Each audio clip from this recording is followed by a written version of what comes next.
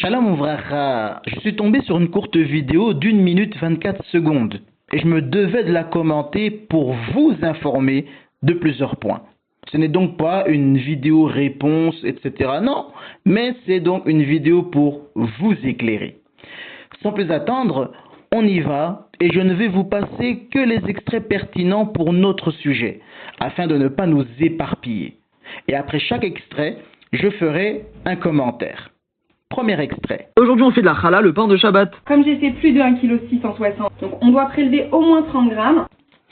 Alors, vous devez savoir qu'il existe différentes opinions quant au seuil minimum à partir duquel il faudra réciter la beracha en séparant la challah.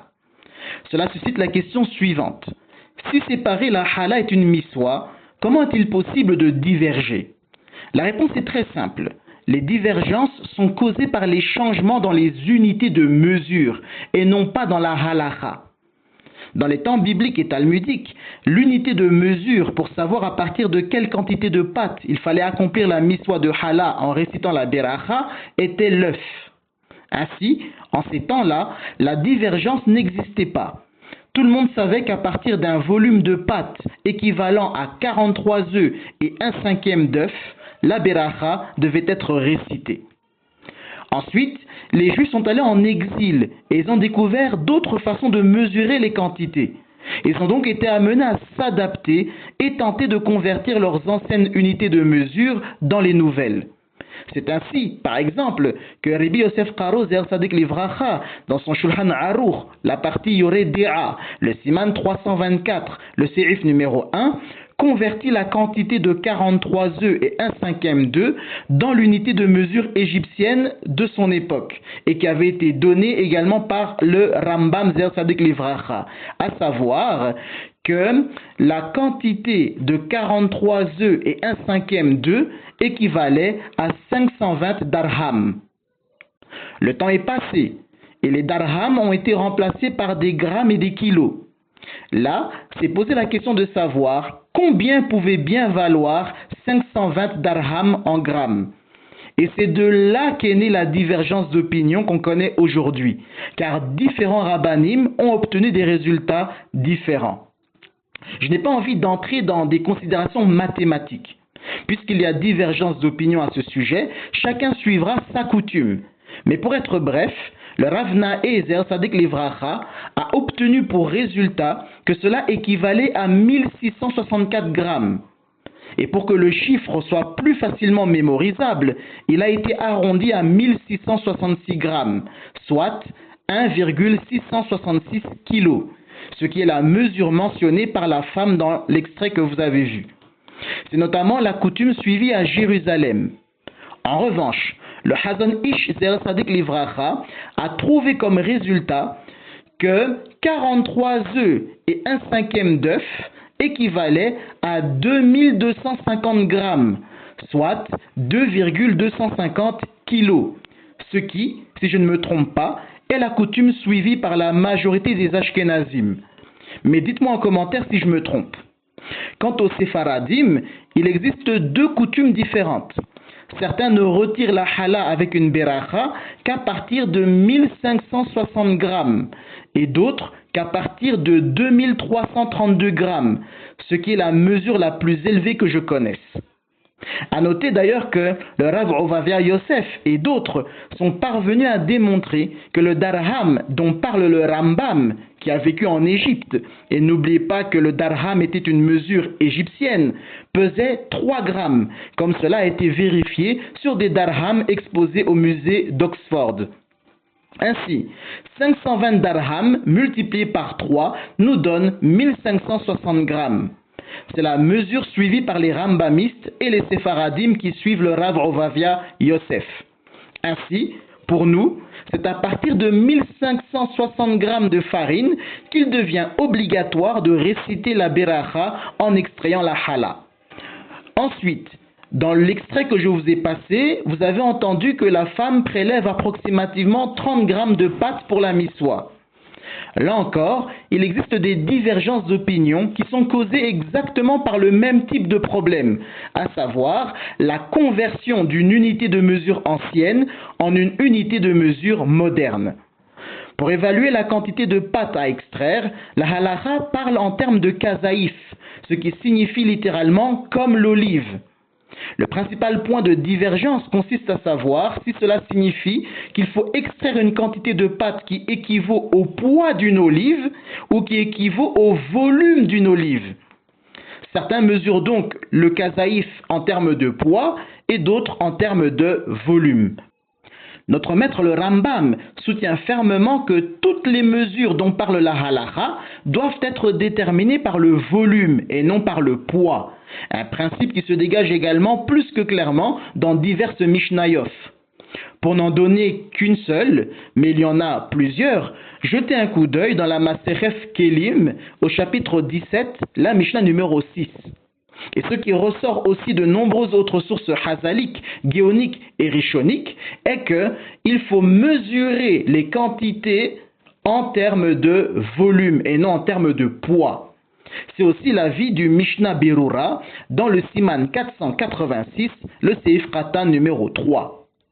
De ce fait, pour le Rambam, il faudra extraire une quantité de pâte qui, au visuel, ressemble au volume d'une olive.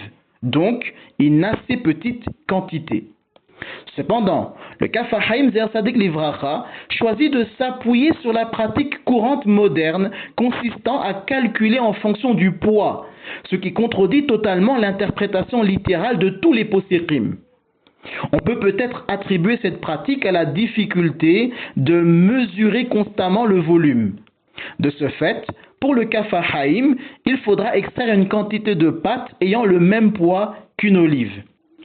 Et c'est là que naît une deuxième divergence, car différents résultats ont été trouvés pour déterminer le poids d'une olive. Le Rav Na'é a comme résultat 27 grammes, alors que le Hazon Ish a 33 grammes. Beaucoup ont pris l'habitude de prendre la mesure médiane entre ces deux opinions, à savoir 30 grammes, comme la mesure utilisée par la femme dans l'extrait de la vidéo. Mais ce qui est intéressant à signaler est qu'au niveau scientifique, une olive moyenne pèse à peine 5 grammes. Nous sommes très très loin des 30 grammes. Mais écoutez, la science est le cadet de leurs soucis. Les gens préfèrent continuer à suivre des mesures de kazaïf démesurées, notamment lors du sévère de Pessah, alors que la kazaïf est véritablement une très minuscule quantité. Ce qui se comprend même logiquement, puisqu'à l'époque où cette quantité a été déterminée, les Juifs, la nuit du sévère de Pessah, devaient intégralement manger l'agneau pascal, ainsi que la viande du Korban Harira, et ne rien laisser. Ainsi, pour s'assurer qu'on mangerait avec appétit et qu'on terminerait tout, la halakha a fixé la quantité minimale de massa à consommer à une kazaïf, une minuscule quantité que n'importe qui peut consommer, contrairement aux grosses quantités imposées aujourd'hui que tout le monde ne supporte pas de manger. Aujourd'hui, les Ashkenazim calculent le volume conformément à la décision du Rambam et du Mishnah Berura, et c'est aussi l'avis souvent cité du Rav Yosef Shalom Eliashiv Ze'er Tzadik Livracha. Les autorités séfarades sont en désaccord par contre sur la question. D'un côté, le Rav Ovavia Yosef écrit qu'il faut utiliser la mesure du poids, tandis que le Rav Shalom Messas soutient que les mesures doivent être déterminées en fonction du volume. Nous, les rambamistes, devons donc extraire non pas 30 grammes, mais ce qui ressemble visuellement au volume d'une olive moyenne, soit véritablement une très petite quantité de pâte. Et n'oubliez pas que nos ancêtres ne se promenaient pas avec des balances pour pouvoir peser le poids du kazaïf, etc., etc. Ça se faisait au visuel, quelque chose de relativement simple à faire. Il n'y a pas besoin d'être hyper précis. Dès lors que ça ressemble visuellement au volume d'une olive, eh bien vous savez que c'est une kazaïf. Passons à un deuxième extrait. Et on va réciter cette bénédiction. Baruchata Adonai Eloheinu melech haolam asher kideshanu bemitzvotav vetzivanu leafrish chala teruma. Amen. Alors, il faut savoir que la miswa de Hala fait partie des nombreuses miswot pour lesquelles aucun texte chazalique ne donne une formule à réciter au moment de l'accomplir. Par exemple, nulle part Hazal ne donne de formule pour l'allumage des Neros Shabbat. C'est pourquoi il existe différentes versions. Certains disent les Havlik Ner Shel Shabbat, d'autres les Hazlik Ner Shel Shabbat, d'autres encore les Hazlik Ner Shabbat. Eh bien, il en est de même ici. Puisque le Talmud ne donne pas la formule de la Beracha à réciter en séparant la Hala, une mahloukef est survenue entre le Rambam et les autres Rishonim. Le Rambam tranche qu'il faut dire Asher Qideshanu Bemiswofau Wesiwanu Lehafrish Hala.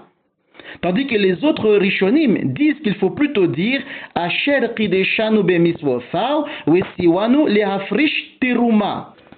Le Tour Zer Sadik Livracha, dans son Arba'a Turim, la partie Yoredea, le Siman 328, rapporte les deux opinions, indiquant par là que les deux formules sont bonnes et qu'on peut réciter l'une ou l'autre selon son choix. Rabbi Yosef Karo, dans son Shulchan Aruch, la partie Yoredea, le Siman 328, le Seif numéro 1, choisit la formule de Le'afrish Teruma, alors que le Rama Zer Sadik Livracha choisit de s'aligner derrière le Rambam et de dire Le'afrish Hala. Comme vous le voyez, les possékim sont divisés sur la question, et la femme dans la vidéo récite une formule particulière pour respecter les deux avis, puisqu'elle a dit Asher Qideshanu Bemiswofau Wesiwanu Le'afrish Hala Teruma. Elle a donc combiné les deux avis. C'est une position de compromis que certains suivent en effet, mais cela n'a aucun sens, puisqu'il faudra choisir l'une ou l'autre formule, et non pas combiner les deux. Nous les Rambamistes faisons la formule de Le'afrish Hala. Passons à un troisième extrait. Donc à chaque fois que tu fais une pâte, tu dois prendre une partie et la brûler pour une offrande à Dieu, c'est ça? Exactement. Et donc ensuite, on vient et on jette Dans le four, on la brûle. Exactement. Ça, c'est la partie la plus problématique de la vidéo. Car non, le fait de brûler la pâte qui a été extraite n'est absolument pas une offrande faite à Dieu. D'ailleurs, en l'absence du Beth Amikdash, il est strictement interdit de faire des offrandes ou sacrifices. Pour comprendre pourquoi la hala est brûlée, on doit revenir au tout début. L'origine de la miswa de séparer la hala se trouve dans la Torah elle-même, dans le livre des Nombres, chapitre 15, les versets 18 à 21. L'Éternel parla à Moïse et dit : Parle aux enfants d'Israël et dis-leur : Quand vous serez arrivés dans le pays où je vous ferai entrer, et que vous mangerez du pain de ce pays, vous prélèverez une offrande pour l'Éternel. Vous présenterez par élévation un gâteau, les prémices de votre pâte. Vous le présenterez comme l'offrande qu'on prélève de l'air. Vous prélèverez pour l'Éternel une offrande des prémices de votre pâte dans les temps à venir. Nous voyons donc qu'à partir de notre entrée en terre d'Israël, nous avons été tenus d'accomplir la miswa de prélever une partie de pain et de la donner comme terouma, la dîme pour Dieu, en la remettant à un kohen. Or, dans les versets que vous avez entendus, la hala est comparée aux autres dîmes. Par conséquent, la hala est sainte et ne peut donc être consommée que par un kohen qui est en état de pureté, comme c'est le cas pour toutes les autres dîmes. Sauf que, depuis que le Beth Amikdash a été détruit en l'an 70 de notre ère par les Romains, nous sommes tous, sans exception, en état d'impureté rituelle, et de ce fait, plus aucun Kohen ne peut consommer la hala. Or, la Torah prescrit explicitement que lorsqu'un aliment sacré, comme de la hala, un korban, etc., ne peut être consommé pour X ou Y raison, nous avons l'obligation de le brûler afin d'empêcher qu'on en fasse un usage profane. Voilà pourquoi la hala est brûlée. Absolument rien à voir avec une offrande ou sacrifice fait à Dieu. Kol Tuv, Hazak ou Varour, en espérant que ce genre de vidéo vous a été profitable.